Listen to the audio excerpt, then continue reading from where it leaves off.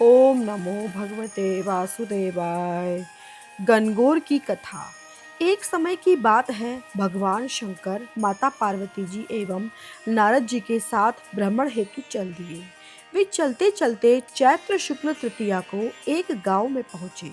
उनका आगमन सुनकर ग्राम की स्त्रियां उनके स्वागत के लिए थालियों में हल्दी एवं अक्षत लेकर पूजन हेतु तुरंत वहां पहुंच गई।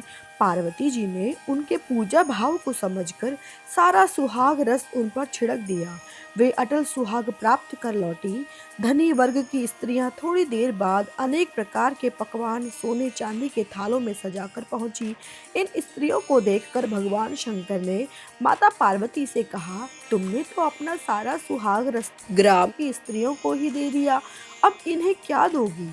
पार्वती जी बोली, हे प्राणनाथ, उन स्त्रियों को ऊपरी पदार्थों से बना रस दिया गया है, इसीलिए उनका रस धोती से रहेगा।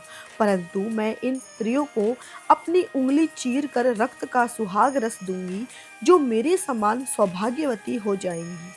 जब इन स्त्रियों ने पूजन समाप्त कर लिया, तब पार्वती जी ने अपनी उंगली चीर कर उस रक्त को उनके ऊपर छिड़क दिया। जिस पर जैसे छींटे पड़े, उसने वैसा ही सुहाग प्राप्त किया।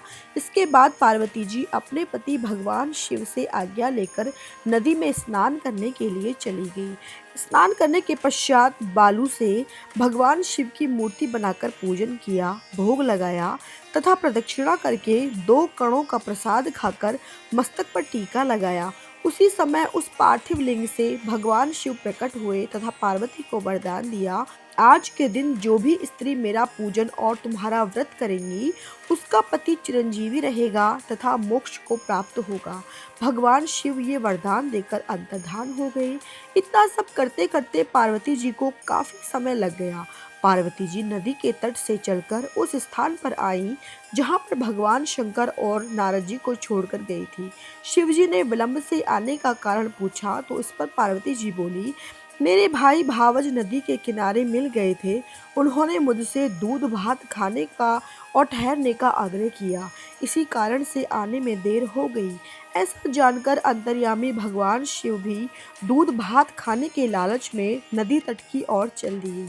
पार्वती जी ने मौन भाव से भगवान शिव जी का ही ध्यान करके प्रार्थना की और कहा कि हे भगवान, आप अपनी इस अनन्य दासी की लाज रखिए। प्रार्थना करती हुई पार्वती उनके पीछे पीछे चलने लगी।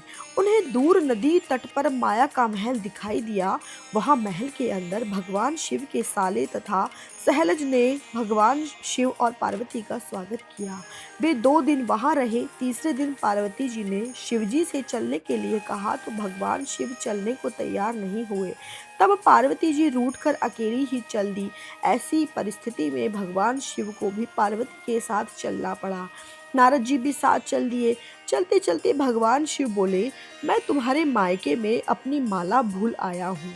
माला लाने के लिए पार्वती जी तैयार हुई तो भगवान ने पार्वती जी को ना भेजकर नारद जी को ही भेज दिया। वहां पहुंचने पर नारद जी को कोई महल नजर नहीं आया। वहां दूर दूर तक जंगल ही जंगल था। सहसा बिजली कौंधी। नारद जी को शिव जी की माला एक पेड़ पर टंगी हुई दिखाई दी। नारद जी ने माला उतारी और शिव जी के पास पहुंचकर यात्रा का कष्ट बताने लगे। शिव जी ने हंसकर कहा, ये सब पार्वती की ही लीला है। इस पर पार्वती जी बोली, मैं किस योग्य हूँ स्वामी, ये सब तो आपकी ही कृपा है।